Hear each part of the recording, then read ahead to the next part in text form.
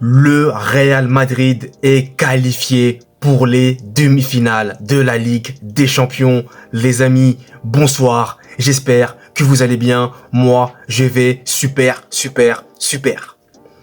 Oui, le Real Madrid l'a fait. Comme l'a dit Carlo Ancelotti, le Real ne meurt jamais. Les amis, on perd pas de temps et on attaque ce débrief que je suis impatient de débriefer avec vous.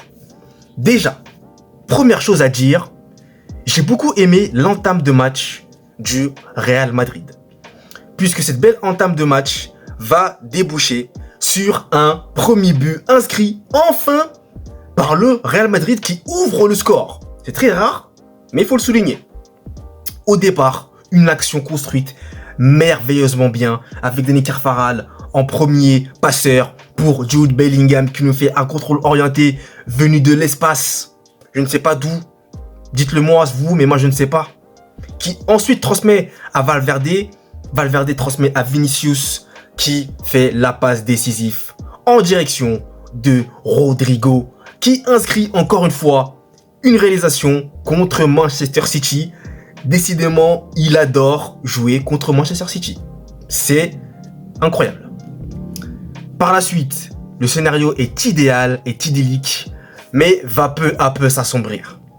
Puisque oui, peu de temps après ce but, Manchester City va redoubler ses efforts. Et un joueur en particulier, à savoir Kevin De Bruyne, va être monstrueux. Va être monstrueux par des tirs de loin. Et là, on va saluer aujourd'hui, pour moi, l'un des meilleurs joueurs de ce match, à savoir Lunin. Lunin, un match XXL, un match de bonhomme. Franchement, il a été solide du début jusqu'à la fin. Il est resté concentré. Aucun signe stoïque jusqu'à la dernière minute. Ses parades étaient phénoménales. Il était vraiment, mais vraiment discipliné, concentré. Ça fait plaisir et ça rassure de voir un Lunin aussi bon en l'absence de Thibaut Courtois, vous le savez. Donc honnêtement, Lunin, chapeau à son match. J'ai rien d'autre à dire. Pour moi, l'un des meilleurs joueurs de ce match. Sinon, entre City et le Real, en première mi-temps, ça va se finir par le score, pour le moment, de 1-0 en faveur du Real.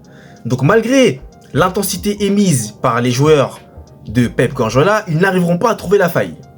Mais ils vont la trouver en seconde mi-temps, grâce notamment à un changement, pour moi, effectué par Pep Guardiola qui a été très intelligent, à savoir Jérémy Doku qui remplace Jack Grealish. Et à partir de ce moment-là, je sais pas vous, hein, mais moi en tout cas, déjà, je craignais sa rentrée en jeu, parce que je savais de quoi il était capable. Mais dès qu'il est rentré, on a senti direct un changement. Ah mais là, mais direct, il n'y a même pas à discuter. Hein. Ah oui, au niveau de la puissance, de la percussion, entre les deux, Grealish et Doku, c'est totalement différent.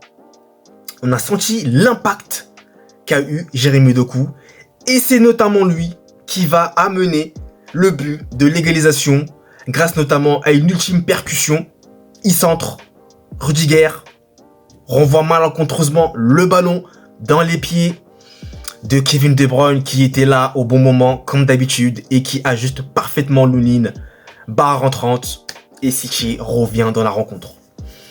Donc à partir de ce moment-là, pour moi, c'est plié, City va l'emporter sans problème.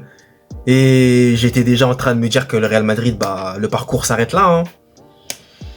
Eh bien, je me suis bien trompé.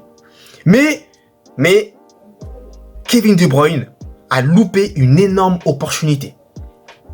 Cette balle qu'il a manquée, je pense qu'il va s'en souvenir toute sa vie. Parce que ça aurait pu donner une balle de qualification pour le dernier carré. Et malheureusement, il se loupe.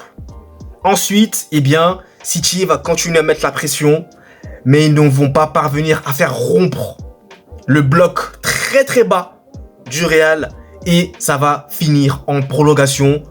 Les prolongations un petit peu près similaires aux deux mi-temps qu'on a vécu. City qui maintient toujours son intensité. J'ai l'impression que dans ces joueurs-là, il y a 5 poumons, 5 cœurs. C'est quand même impressionnant.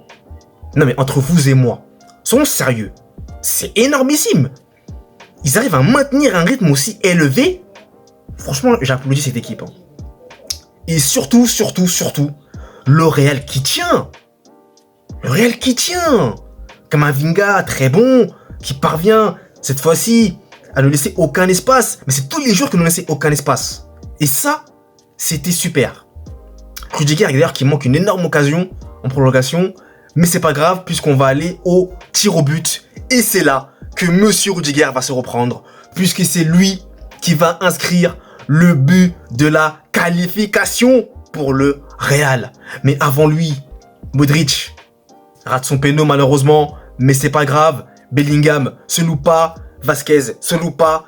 Nacho se loupe pas. Et au final, après s'être fait chicoter l'année dernière 4-0, on prend notre revanche et on sort Manchester City à l'Etihad Stadium. Énormissime, historique, légendaire. Je suis très fier du Real.